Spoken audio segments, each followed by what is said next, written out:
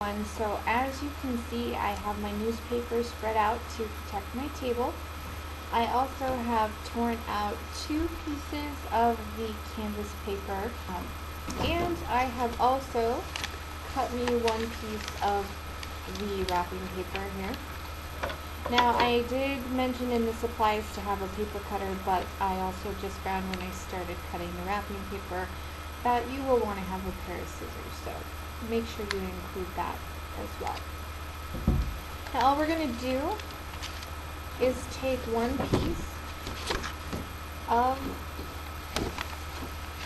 the canvas paper and we're going to place it here in the center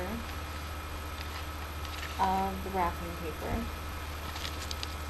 Now, this is a pretty forgiving project. It doesn't have to be perfect, but to keep the print looking good, I would recommend do your best to try to at least keep it straight along your straight edge. But I want to keep this edge as straight as possible so that my print isn't looking all diagonal when I flip over the placemat. Now I have some Mod Podge and my sponge, and actually to hold the place of the paper, I'm just going to dab the corners. I'm just going to do 2 corners for now. And just dab them. Basically, this is just to hold your place so that the paper doesn't shift around. So we're going to flip it over. Okay. So now you can see kind of why I wanted to hold the place of the paper so that as I made that flip, it wouldn't ruin everything. Now you want to work quickly with the Mod Podge because as it dries, or if it dries and you haven't placed your paper, that's going to be an issue. So work as fast as you can. You don't have to cover every square inch, but you do want a good thorough covering so that your paper will stick and you won't have little air pockets. And if you do wind up with a couple of air pockets too, again, this is a very forgiving project, so don't be too hard on yourself if it comes out with a couple of little things like that. So now I'm just going to lay the paper down and use your hand to swipe it and keep things smooth. This will help you to avoid big pockets and air pockets. So now when you flip it back over, this is what you've got.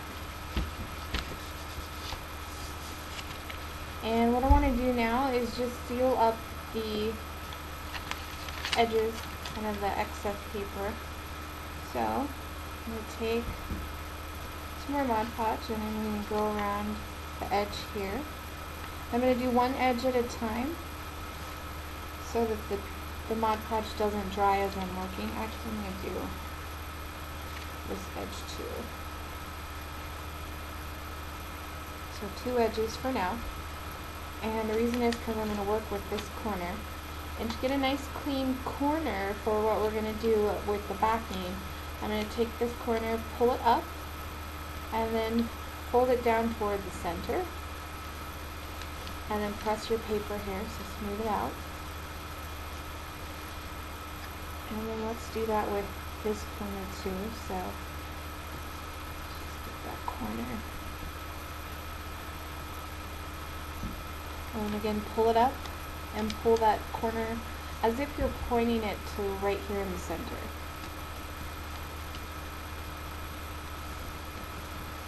And then fold it down. And then what you're doing here with this edge is you're just going to take the edge here, fold it over, and make sure this is tight along the edge because this is what's going to give you that nice finished look. So just pull it over, place it down. So we're going to do that on all of our corners.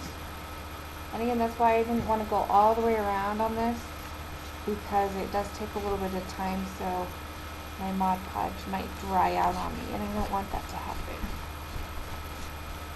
So now that I've explained it, I'm going to go a little bit faster.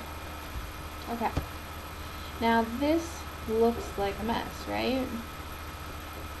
Thank goodness this is the back. No one's going to see it.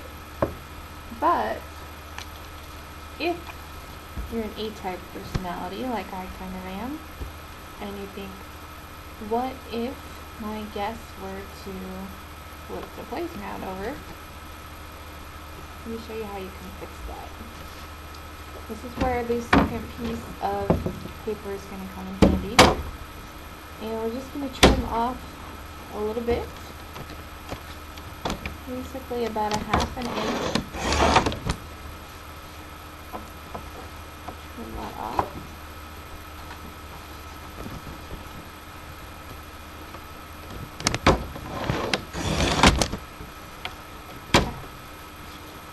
Now that we've trimmed this paper down, we can come back to the back. Add a bit more glue or Mod Podge.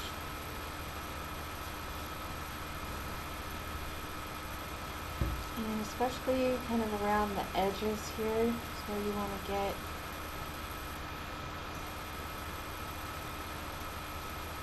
your Mod Podge.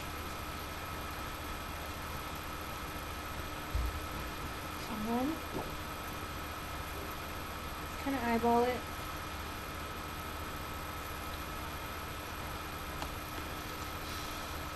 And lay that down, and you've got a nice finished back.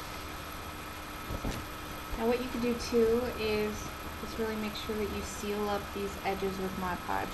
You could even go over the top of it with Mod Podge to really get that good seal on it, which is probably what I'll do, but for now, just to give you an idea, this is what the back is going to look like.